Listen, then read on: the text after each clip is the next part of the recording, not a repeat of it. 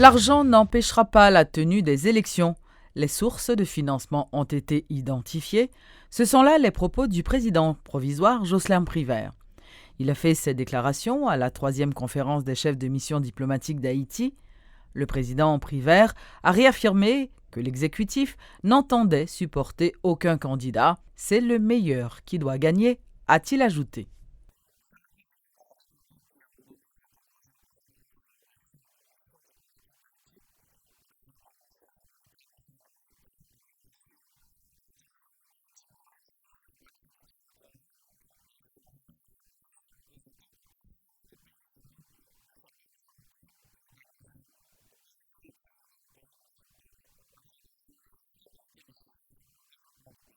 S'il faut prendre le chef de l'État au mot, plus besoin de se faire du souci pour le financement des prochaines élections. L'argent est là car les sources de financement ont été clairement identifiées, a voulu rassurer Jocelyn Privert qui se lance dans le pari du rapatriement du processus électoral délaissé financièrement par les pays partenaires.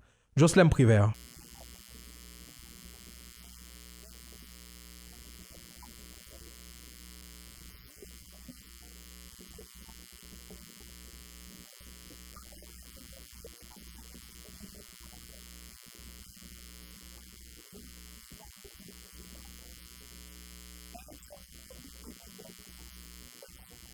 C'est le président lui-même qui a ordonné la tenue de cette conférence des chefs de mission diplomatique d'Haïti. L'occasion pour le chef de l'État d'exposer par devant les diplomates la situation actuelle du pays, une crise qui doit être résolue au plus vite. Il faut ramener la stabilité nécessaire au développement économique et social, et pour cela, il est impératif que ces élections aient lieu cette année, a insisté Jocelyn Privert.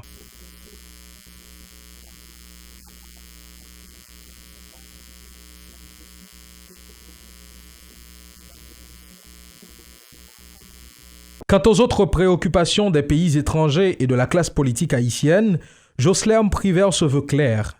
Pas question d'organiser des élections pour sa famille politique comme certains le craignent. Le caractère honnête des joutes sera respecté, a-t-il promis.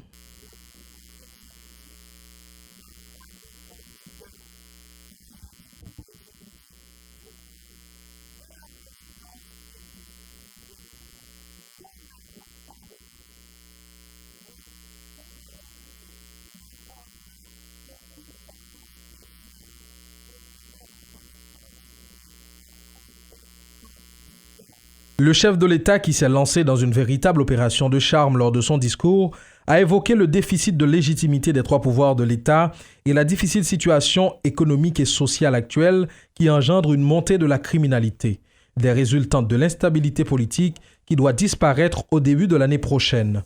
Jocelyn Privert, qui s'est aussi prononcé sur l'opportunité de la conférence des chefs de mission, a exhorté les diplomates haïtiens à travailler à l'amélioration de l'image d'Haïti afin d'attirer l'investissement étranger, ce qu'il appelle une diplomatie économique.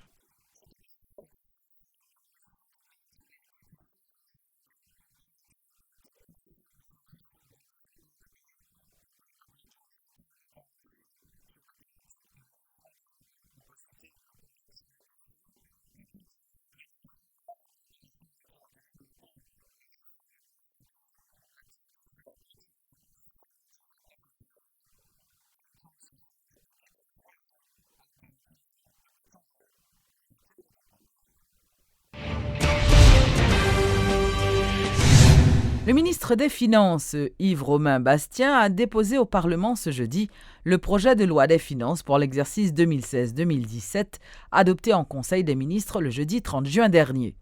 Par rapport à l'exercice précédent, ce projet de budget prévoit une croissance de l'économie en termes réels de 2,2% et une inflation de 10,5% en moyenne. Nous avons par exemple le secteur agriculture, nous avons le secteur par exemple pour nous, sous question sous le budget pour l'élection cabinet, pour nous extrêmement important. Comme nous annonçons déjà hier devant l'exécutif là, nous avons financé l'élection cabinet là et à partir de ce moment, ça propre sous ce pays. Donc nous avons sous deux exercices pour deux exercices budgétaires 2015-2016. Pour l'élection totalement, c'est tout ça que si nous voulons le Conseil électoral l'amender, nous mettons dans 3 milliards 755 millions, ce qui équivaut à 55 millions de dollars. Nous pas mettons en 55 millions de dollars, nous limiter là ça, parce que nous voulons éviter que le pays n'a pas capté le message que dépenses pour le faire en dollars. Il y a un bon monde qui travaille sans goût dans pays, il y a une bonne décision à prendre sans goût dans pays.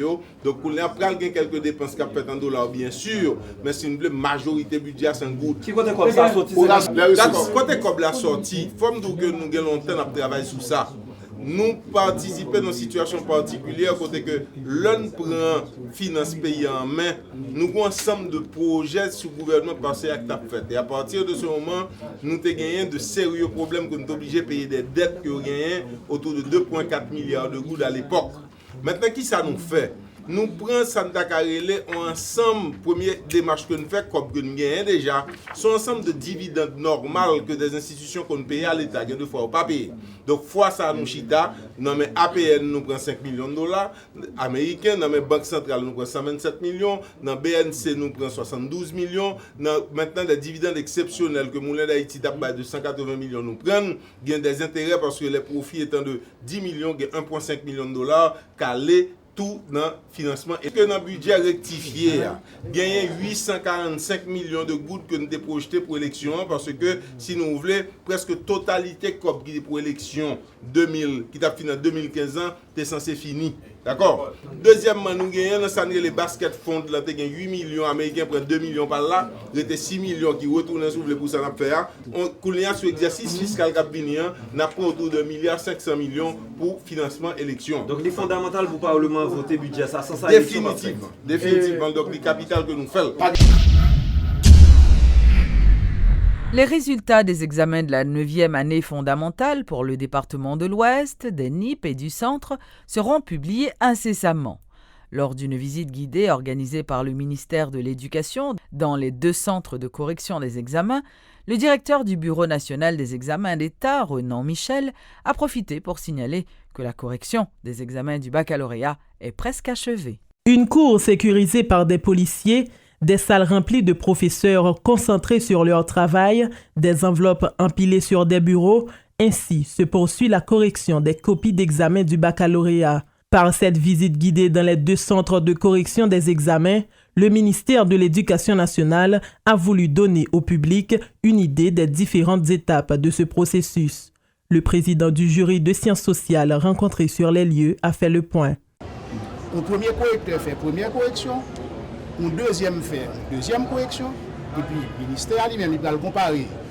De notes ça, si on a un écart de plus de 20 points pour les sciences sociales, si on a un écart de plus de 20 points entre les 2 premières corrections, copie ça a subi au 3e correction. Le directeur du Bureau national des examens d'État BUNEX a fait un état des lieux de cette dernière phase de la correction des feuilles d'examen de sciences sociales et de philosophie. Avant, nous arrivons dans la phase là, dans la première phase qui fait déjà, c'est une phase qu'on est anonymation des copies.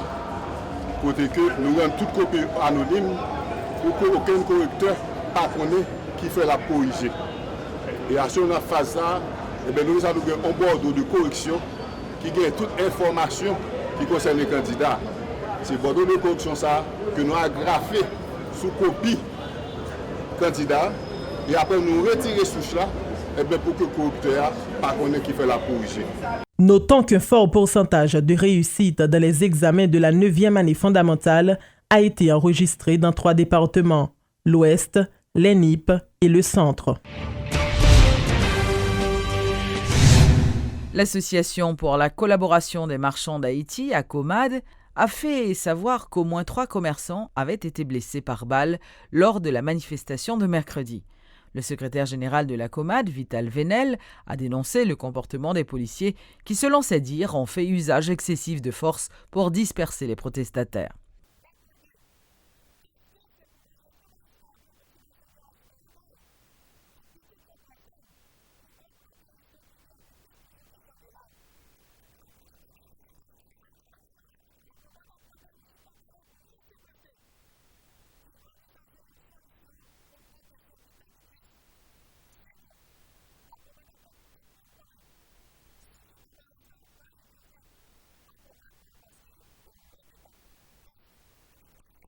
Parallèlement, le maire de Delma, Wilson Jeudi, joint au téléphone, a déploré le comportement des marchands.